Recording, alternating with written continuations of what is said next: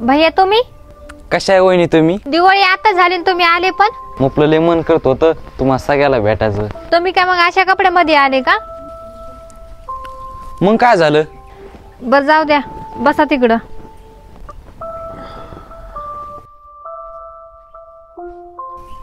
कुठे भया? भया तर दिसा नाही इथं. ते मदत असते बोलून आणते त्यांना. लवकर आणा बोलून, मला लय बघू वाटलं त्यांना. तुमचा भाऊ आलाय वाटतं पैसे मागायला, बसलाय बाहेर तिकडं. असं बर लगेच.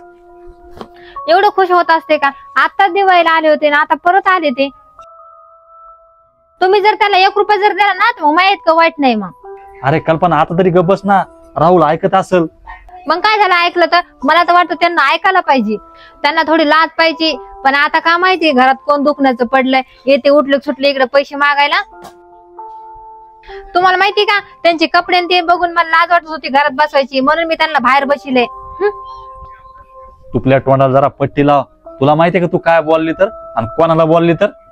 ऐक, तो तर खरं माझा भाऊ आहे. त्याच्या संग कसं राहायचं आणि कसं नाही राहायचं हे फक्त मलाच माहितीये. तुला काय कळणार आहे? तू 4-5 दिवसामध्ये आली तर.